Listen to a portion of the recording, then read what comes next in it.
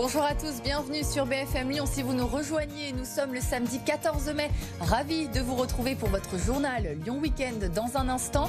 Nous sommes ensemble jusqu'à 13h. À la une de l'actualité, chaleur et grand soleil à Lyon. La météo de votre week-end sera estivale jusqu'à 28 degrés. Vous êtes nombreux à vouloir en profiter pour bronzer, manger une glace ou faire du bateau au parc de la Tête d'Or. Nous sommes allés vous rencontrer.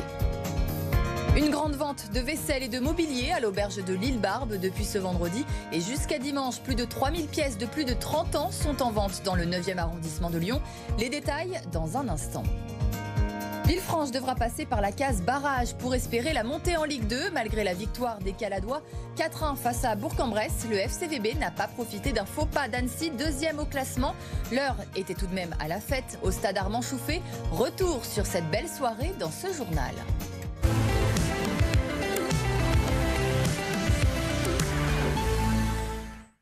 Un épisode de forte chaleur a démarré dans le Rhône et à Lyon depuis ce lundi avec des températures estivales en plein mois de mai. Pour le plus grand plaisir des Lyonnais, vous êtes nombreux à vouloir en profiter, notamment au parc de la Tête d'Or. Marine Mulsé et Lucine Olorgue ont rencontré quelques privilégiés. Ambiance détente à la Tête d'Or. Comme beaucoup de Lyonnais, ces jeunes sont venus profiter des premiers rayons du soleil, très attendus par certains. Ah, j'ai besoin. Vu que je suis anglais, je suis toujours blanc, donc ouais, je bronze un peu, ouais. Là, on vient juste d'arriver, donc on profite, on prend des glaces, on va se promener. On profite du soleil, surtout le soleil, quoi, ça fait du bien. On profite un petit peu du beau temps pour venir se rafraîchir au parc de la Tête d'Or. Ça faisait très longtemps qu'on n'était pas venu en plus. Donc voilà, c'est histoire de aussi remémorer un peu des souvenirs. Quand on était nous petits, du coup, c'est vrai qu'on aimait bien venir se promener là. Pour rappel, les normales de saison sont plutôt aux alentours de 11 degrés le matin et 21 l'après-midi. Alors forcément, avec un thermomètre qui affiche 30 degrés, après les épreuves du bac, le parc de la Tête d'Or a été pris d'assaut. Mercredi, on a eu une affluence plutôt correcte dans l'après-midi, dû au beau temps et aux premières chaleurs. Et il y avait des épreuves du bac apparemment, je suis un peu plus trop au courant en ce moment de ce qui se passe. Mais à partir de 15h jusqu'à 18h, on a eu pas mal de jeunes qui sont venus se vider un peu la tête au lac. Et donc beaucoup de glisseurs, de bateaux électriques qui ont été loués, oui.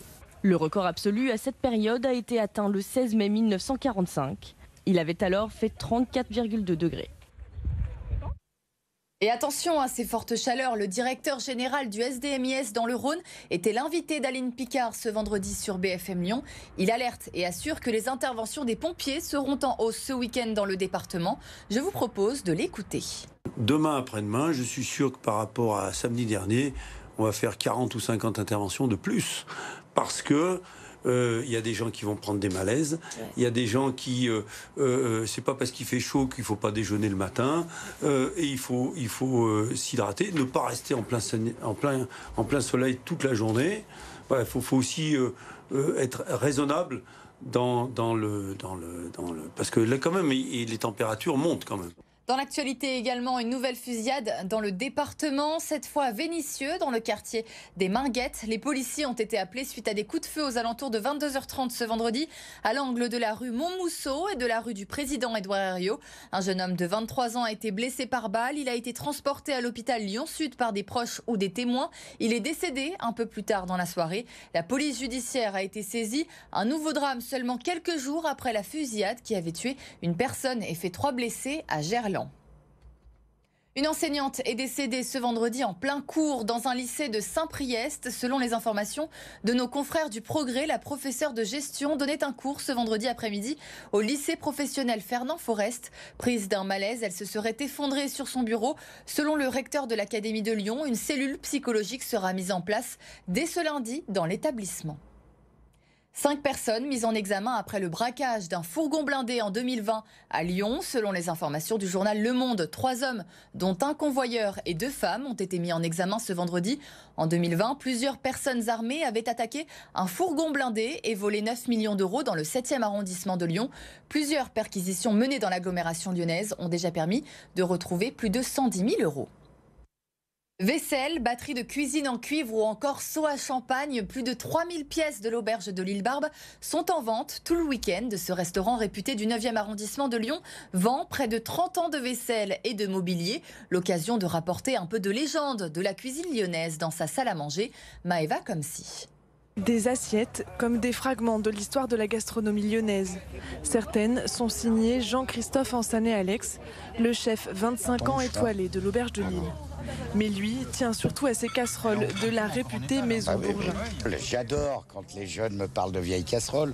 Ces vieilles casseroles, je fais toujours la cuisine dedans. S'il vend son matériel, c'est parce que le restaurant va fermer pour ne faire plus que des dîners privatifs, ici sur l'île Barbe et en Italie. Alors pour les amateurs de cuisine lyonnaise, le rendez-vous est à ne pas manquer. Ça c'est pour les quenelles. Les quenelles de Lyon. Pour d'autres, c'est l'occasion de ranimer des souvenirs de moments précieux passés au restaurant. Ça me rappelle un moment fort où on était en repas avec mon mari et aussi parce que j'attache beaucoup d'importance, je suis très passionnée par la gastronomie et j'ai pu trouver le plat dans lequel on avait mangé des beignets aux herbes qui étaient vraiment très bons. Je suis ravie d'avoir pu acheter ce plat. Une émotion que le chef partage 55 ans après la création de l'auberge par ses parents. Les gens, puisque ces modèles coûtent un peu cher, les gens qui les ont achetés sont des gens qui sont des clients de cœur de l'établissement.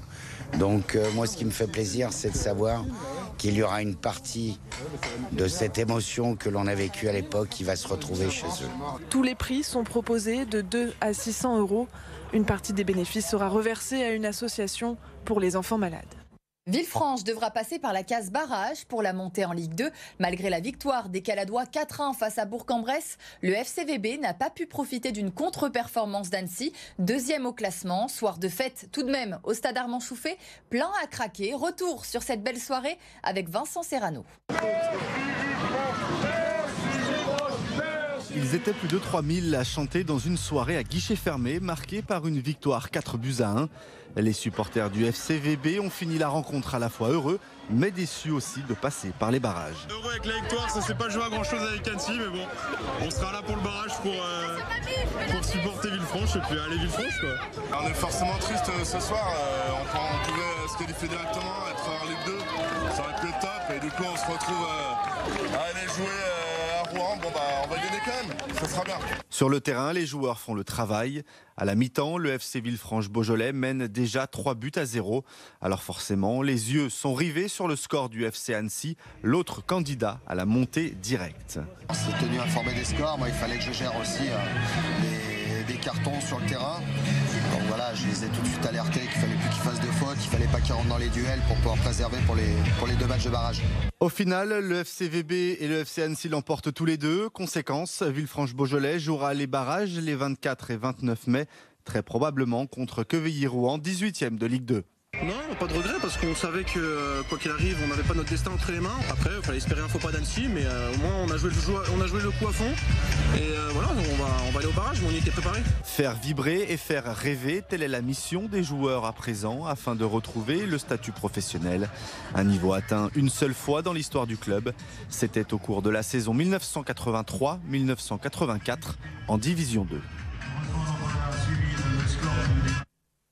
Dernier match à domicile cette saison pour l'OL ce samedi soir. Les Gaunes accueillent Nantes, récent vainqueur de la Coupe de France. Les Lyonnais n'ont plus rien à jouer. Il sera seulement question d'honneur et d'orgueil au Groupama Stadium. Écoutez l'attaquant lyonnais Moussa Dembélé et l'entraîneur Peter Bosz au micro d'Edouard Jay. Il faut avoir un soupçon d'orgueil, je dirais. Il faut aborder ce match et vouloir gagner tout simplement comme tout professionnel se doit de faire. Et c'est ce qu'on va faire ce week-end. On joue pour les supporters, on joue pour nous-mêmes, on joue pour au moins arriver le plus haut possible, parce qu'il y a une grosse différence entre finir 10e ou 11e ou 7e. Le Loup Rugby, lui, a rendez-vous avec l'histoire ce samedi au Matmut Stadium de Gerland. Les Rouges et Noirs affrontent les Anglais des Wasps cet après-midi en demi-finale de la Challenge Cup, avec comme objectif la finale à Marseille le 27 mai. Gaël Biche avec Edouard Jay. C'est une plongée dans l'inconnu pour le Loup. D'abord parce que le club n'a jamais disputé de demi-finale de Coupe d'Europe. Et aussi parce qu'il ne s'est jamais frotté aux Wasps dans son histoire. Alors, pas besoin de creuser pour trouver la motivation. C'est entre guillemets les meilleurs moments de la saison et les matchs intéressants où ça va jouer et où il y a des réels enjeux. Donc tout le monde est excité à cette idée-là. Ouais. On n'est plus qu'à une étape de la finale à Marseille, donc ça peut que élever notre niveau. On l'a vu cette semaine, tout le monde était très excité sur le terrain et voilà, je pense que beaucoup de monde a hâte qu'on affronte ces Anglais.